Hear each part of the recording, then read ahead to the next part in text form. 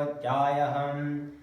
कुमारजी आज्ञा गर्नुहुन्छ, हे अगस्त्य मुनि, सतीदेवीले यज्ञमा फाल हाली प्राण छोडेको देख्न साथ देवता, यक्ष, गन्धर्व, नाग, अप्सरा र त्यहाँ रहेका सबैले लौननी कस्तो अनर्थ भयो भनी हाहाकार गर्न लागे। त्यही मौकामा अकस्मात कुहिरो मण्डल धुलो उडी आकाश ढपक्कै ढाक्यो र जताततै घनघोर अन्धकार भयो। अब पनि पूर्वको पश्चिमतिर अनि पश्चिमको पूर्वतिर हानिन लाग्यो। बिना बादल मेघ चड्के जस्तो चड्किन लाग्यो। सबै देवताको आँखामा धुलो परी आँखा मिच्दै भूमिमा जताभावी घोप्टिन लागे। कतिलाई उडाई बेपत्ता पार्यो, कति डाको छोडेर रुन लागे, कति आफ्नो जीवको सम्भार गर्न लागे भने त्यसै गरी अकस्मात अचम्मको उत्पात भयो र त्यो देखि दक्ष प्रजापतिले मनमा चिन्ता गरी, त्यसै आत्तिनु हुँदैन, धैर्य गर्नुहोस्, डराउनु पर्दैन भनी सबैलाई सम्झाइ बुझाइ आकुल व्याकुल भई आफ्नो गुरु बृहस्पति ऋषिको छेउमा गई, हे गुरु, अब कसो गरौँ, अनर्थ भयो, हाहाकार पर्यो भनी दक्ष प्रजापति आत्तिन लागे। त्यही बेला नारद ऋषिले सतीदेवीको त्यस्तो हाल देखेर वायु वेगले तुरन्त गई कैलाशमा पुगेर श्री महादेवका चरणमा दण्डवत प्रणाम गरी विनती गरे, हे ईश्वर, के गर्ने, अनर्थ भयो, सतीदेवीले अग्निकुण्डमा प्रवेश गरी प्राण छोड्नु भयो।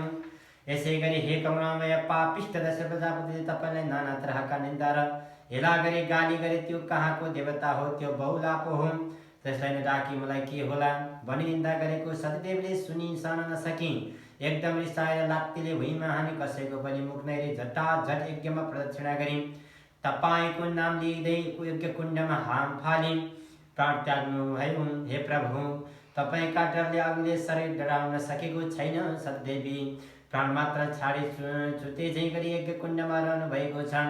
हे ईश्वर, यी कुरा बिन्ती गरौँ भनी आएको हुँ, अब कसो गरौँ, अनर्थ भयो। यस्तो नारद मुनिले भनेको सुनि श्री महादेव तुरन्त शोकाकुल भई आज्ञा गर्नुभयो, हे मुनि, यो कुरा साँच्चै हो के मेरो सतीदेवीले साँच्चै यस लोकमा छैनन्?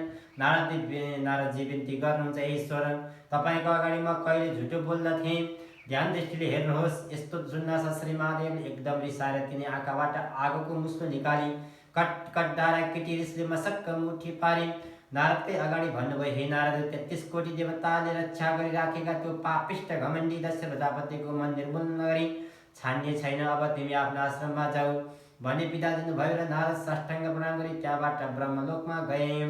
त्यहाँपछि श्री महादेवले सतीदेवीलाई झलझली सम्झी दक्षमाथि अत्यन्त क्रोध गरी तिनी आँखाबाट अग्निका ज्वाला निकाली आफ्नो शिरबाट एक जटा निकाली पृथ्वीमा पछार्नुभयो।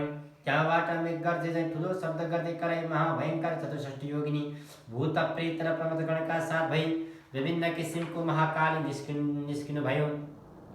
अब ती कस्ती थिइन् भने महाभयानक मूर्ति आँखाबाट आगो निस्केकी, लामा लामा दारा निस्केकी, आकाश जस्तो पेट भएकी महाभीषण अर्थात् एकदम डरलाग्दी मूर्ति, मुण्डमाला लाएकी, बाघको छालाले कम्मरमा भिरिएकी, जगल्टा फिजाएकी, दाहिने हातमा खड्ग लिएकी, कहिले लपाउँदो लामो जिब्रो निकाली खिट खिट हाँस्ने, कहिले ल्याप ल्याप जिब्रो चलाउने, यस्तो महाकाली श्री महादेवको अगाडि खडा भई के कामले आराधना गर्नुभयो आज्ञा होस् भन्दी भइन्। फेरि महादेवले एक जट्टा निकाली भूमिमा पछार्नु भयो र पृथ्वी डगमगाउँदै सिंहनाद गरे झैं गर्जदै हजार सूर्यको जस्तो तेज भएको मुण्डमाला लगाएका, दाहिने हातमा त्रिशूल लिएका भीषण मूर्ति वीरभद्र श्री महादेवको अगाडि खडा भए। तब महाकाली र वीरभद्र बिन्ती गर्न लागे, हे ईश्वर, किन हामीहरूलाई आराधना गर्नुभयो? आज्ञा हो श्री महादेव, आज्ञा गर्नुहुन्छ। हे वीरभद्र महाकाली, तिमीहरू दुवै अहिले गई 33 कोटी देवताले रक्षा गरिराखेका पापिष्ट दक्ष प्रजापतिको यज्ञ विध्वंस गरी दक्षको संहार गरी 33 कोटी देवतालाई हाहाकार गराई आओ। हे वीरभद्र महाकाली, यसै कामलाई तिमीहरूलाई आराधना गरेको हुँ। अब तिमीहरू नन्दी भृङ्गी विषम ज्वर 64 योगिनीलाई समेत साथमा लिई दक्षको नाश गर्न तुरन्तै गइहाल भनी आज्ञा गर्नुभयो। श्री महादेवको आज्ञा शिरमा राखी तिनीहरू मेघ गर्जिँदै पृथ्वी कम्पाउँदै काल आए झै गरी एकदम रिसाएर कैलाशदेखि झरे। यिनीहरूको चाला मालादेखि भात थाम्न साह्रै मुस्किल पर्यो र पृथ्वी डगमगाउन लागिन्। समुद्र छचल्किन लागे, सब जीव जन्तु त्राही त्राही भए। फेरि दक्ष प्रजापतिको यज्ञमा पनि अनेक उत्पात हुन लाग्यो। आकाशमा गिद्ध काग र चिलहरू कराई फनफनी घुम्न लागे। स्याल दुवै आँखा र मुखबाट आगो निकाली कराई हिँड्न लागे। फेरि रगतको वृष्टि भयो, हावा विपरीत चल्न लाग्यो। यस्तो देखेर यज्ञमा रहेका सब हाहाकार गरी कराउन लागे। कोही जथाभावी भाग्न लागे, स्वास्नी मानिस केटाकेटी र बुढाहरू भाग्न नसके भुइँमा घोप्टो परि रुन कराउन लागे। कोही सबैका सम्भार गर्न पट्टी लागे, कोही के जान्नु अझ झन् केका उत्पाद हुने हो भनी डराई त्राही त्राही हुन लागे। देवताहरू पनि त्राही ताई भइराखेका थिए। त्यसै बेलामा महावीर वीरभद्र र महाकाली गणसहित भई एक गर्जिँदै हात्तीको बथानको सिममा गरी दक्षको यज्ञमा पुगी हालेर अनि अज्ञमा रहेका देवता यक्ष गन्धर्व किन्नर दैत्य र नागहरू सबैसित घमासान युद्ध परिहाल्यो। त्यो देखि यज्ञमा रहेका दक्षका छोरीहरू देवकन्या, ऋषिकन्या, गन्धर्व कन्या, नागकन्या, ऋषि, ब्राह्मण, बालक र अप्सराहरू त्राही मानि नारायण नारायण भनी कहाली हाली रुँदै र चिच्चाउँदै दिशातिर भागे। कोही भाग्न नसके ढुन्न मुनिँदै मुन्टाले टेकी माटो खान लागे भने कसैको हात भाँचियो र रुन कराउन लागे, कसैको खुट्टा मर्किएर हल नचल भई अय्या अय्या गर्न लागे। परन्तु विष्णु आदि 33 कोटी देवता यक्ष गन्धर्व किन्नर र दैत्यहरू दक्ष प्रजापतिको निम्ति आफ्नो शस्त्रास्त्रले महावीर वीरभद्र र महाकालीसित लड्न लागे। दुवैतिरका शिरा एकाएक हुङ्कार र गर्जना सिक्दथे भने इन्द्रादि 33 कोटी देवताले वीरभद्र र महाकालीमाथि खनिँदै अनेक शस्त्रास्त्र वर्षाउन लागे। ती शस्त्रास्त्र के भने ब्रह्मास्त्र, इन्द्रास्त्र, दिव्यास्त्र, वरुणास्त्र, अन्यास्त्र, तोमर, भिन्दिपाल, गदा, खड्ग, मुसल्ला, नागपास तिनै वीरभद्र र महाकालीमाथि प्रहार गरे। त्यसरी आफूहरूलाई शस्त्र प्रहार गरेको देखे वीरभद्रका गणहरू पनि खैला र बैला गर्दै गर्जदै फौजभित्र पछि जसका पायो त्यसैको टाउको मुला निमठिँदै निमट्दै खाँदै हात भाँची खुट्टा मर्काइदिए। मुर्कीले कसेर रगत हलहली छदाई देवताहरूलाई धुलो पिठो पारे। फेरि महाकालीले काल जस्तो खड्ग लिई राता आँखा गरी वर्षाकालमा कालो मेघ झैँ गर्जेर मृगका फौजमा निर्धक्कसित पसेको सिंह झैँ सुकेका झारपातमा आगो लाए झैँ क्षणमा सब नाश पारिन्। फेरि वीरभद्रले रिसले चुर भई नन्दी श्रृङ्गी 64 योगिनी भूत प्रेत पिशाच र प्रमथगण समेत भई शत्रुपक्षका कसैका शिर गिडिदिए, कसैका हात खुट्टा च्यापिदिए, कसैको रगत पिए, कसैको मासु लुसे घट घट रगत पिएर मातेका कोही नाच्न लागे। 33 कोटी देवता र दक्ष प्रजापतिको सेना भुतुक्कै हुँदा रगतका खोला बग्यो। मासुको पर्वत जस्तो नाश लाग्यो। देवता यक्ष गन्धर्व किन्नर दैत्य नाग र दक्ष प्रजापतिका सेनाले फेरि महाकाली उप शस्त्रास्त्र वर्षाए। ती अशस्त्रास्त्र महाकालीका नगिचमा आउन भस्म भए। महाकाली 64 योगिनी भूत प्रेत पिशाच र प्रमथगणले फेरि दक्ष प्रजापतिका सेनाको संहार गरे। विषम ज्वरले पनि सबैको शरीरमा घुसेर चित हराइदियो। तब वैकुण्ठनाथ विष्णुले सम्पूर्ण देवता यक्ष गन्धर्व किन्नर दैत्य नाग र बाँकी रहेका दक्ष प्रजापतिको सेनाहरू समेत हलनचल भएकादेखि आफ्नो शरीरबाट शीताङ्ग ज्वर उत्पन्न गरी सबैलाई सचेष्ट गराउनु भयो र थरीथरीका शस्त्रास्त्रले दम्किँदो आगोमा पुतली झैँ वीरभद्रमाथि जाइ लाग्नुभयो। वीरभद्रले त्रिशूल उठाई सेवनाल गरी सुकेको खरमा आग लगाए झैँ क्षणमा विभिन्न तरिकाले कोटी कोटी दक्ष प्रजापतिको सेना मारिदिए। कसैको शिर छैन, कसैको पाउ छैन। त्यसोदेखि कोही रक्षा गर भनी भाग्न लागे, कोही भाग्न नसकी भुइँमा ढुन्न मुनि नलागे। वीरभद्र र महाकाली यज्ञ विध्वंस गरी जो अघि स्पर्श त्यही देवतालाई समाते यज्ञमा होम गर्न लागे। यसरी देवता यक्ष गन्धर्व किन्नर दैत्य नागहरू र दक्ष प्रजापतिको सेना नाश पारेको र यज्ञ विध्वंस गरेको देखि विष्णुले अत्यन्त क्रोध गरी राता आँखा पारी नागले श्वास झिके झै सुस्केर हाले। अग्निमा ज्वालाले राता भई बायाँ हातले पाञ्चजन्य शङ्ख बजाए, दाहिने हातले कौमुदकी गदा उठाए। देखि देवता यक्ष गन्धर्व किन्नर दैत्य नाग र दक्ष प्रजापतिका सेनाले धन्य धन्य विष्णु तपाईँको जय कल्याण होस् भनी आफ्ना शस्त्रास्त्रले विष्णुका साथ लड्न लागे। त्यो देखि महाकालीले क्रोधले अग्निको ज्वाला जस्तो बडो तेज निकाली खड्ग उठाए। 64 योगिनी भूत प्रेत पिशाच र प्रमथगणले सरी भई गएर लड्न लागेन्।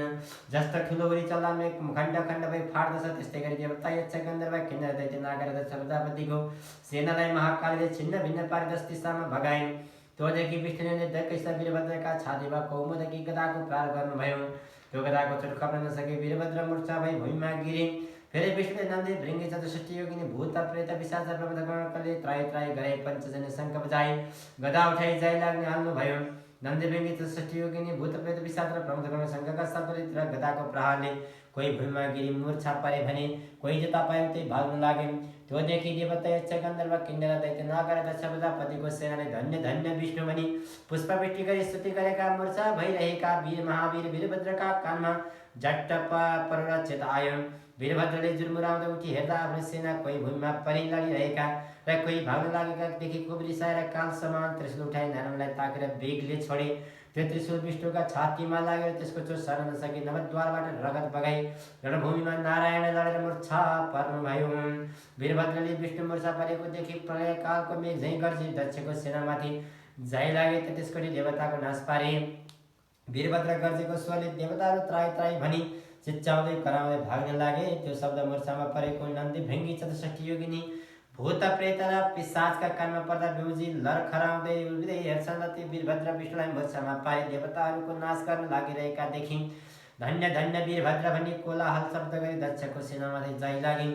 यसरी घनघोर सङ्ग्राम भयो। हे अगस्त्य मुनि, महाकाली वीरभद्रले दक्षको सेनाहरूमाथि जाइ लागे। कोही देवताको टुप्पोमा फन्को मारे मूर्छाले गड्किए छप्काए, कसैलाई मुर्कीले हानी मारे, 64 योगिनीले कसैलाई फनक्क निमोठी मारे, कसैको काखीमा हातले पाल पारी मुख लगाई तनी रगत पिउन लागे, कसैलाई टप्पा क्रियामा हुत्याइ मारे, कसैले 33 कोटी देवता यक्ष गन्धर्व किन्नर दैत्य र नागहरूको नाश गरेको र वीरभद्रको सेनाले जय जय गरी कराएको शब्द मोर्चामा परेको विष्णुका कानमा परेर बिउजै खडा भई हेर्दा वीरभद्र महाकालले दक्षको यज्ञ विध्वंस गरी 33 कोटी देवता र दक्षको सेनाको समेत नाश गरेको देखे रिसले चुर भएर, हे पापिष्ट वीरभद्र, आज तेरो नाश गरौँला, तेरो प्राणले दक्षको यज्ञ पूर्ण गरौँला। तब सम्पूर्ण देवता यक्ष गन्धर्व किन्नर दैत्य नागहरू सन्तोष होलान्। आज एकादश रुद्र तेरा सहाय भए आए पनि तेरो रक्षा गर्न सक्दैनन्। सम्पूर्ण दृष्टिको नाश गर्ने यो चक्र देखिस् कि भनी सुदर्शन चक्र देखाउनु भयो र विष्णुले भनेका यस्तो शूद्र वचन सुनि वीरभद्रले भने रिसाएर विष्णुलाई, हे पापिष्ट विष्णु, सम्पूर्ण दृष्टिको नाश गर्ने चक्र पनि देखाइस्, नाश गर्नुला भनिस्, लौ देखा त कतिको नाश गर्दो रहेछस्, तुरन्त प्राण गरिहाल भनी यति वीरभद्रले भनेको वचन सुने विष्णुले रिसाएर वीरभद्रलाई ताकि सुदर्शन चक्र छोडिदिनु भयो। त्यो सुदर्शन चक्र सूर्यको जस्तो तेज भई प्रलय कालको मेघ झैँ गर्जेर जाँदा झैँ गयौँ। त्यसरी आएको सुदर्शन चक्रलाई देखि नन्दी श्रृङ्गी 64 योगिनी भूत प्रेत पिशाच र प्रमद गणले त्राही त्राही महादेव भनी महावीर वीरभद्र र महाकालीको शरणमा गएर जस्तो समुद्र मन्थन गर्दा कालकोटी विष निस्क्यो र महादेव निल्नु भयो, त्यस्तै गरी वीरभद्रले त्यो चक्र आएको देखि मुख बाहिर सलक्क निल्न तयार भए। त्यो देखि विष्णुले चाहे डगुर्दै गई वीरभद्रको मुखदेखि सुदर्शन चक्र जिग्यो। त्यहाँदेखि अन्तर्ध्यान भई वैकुण्ठ जानुभयो। जय जय श्री स्कंद पुराणे केदारखण्डे महात्म्य कुमार अगस्त्य संवादे श्री स्वस्तानि परमेश्वरी व्रतकथायां दक्षसेनाबलं नाम सप्तमोऽध्यायः।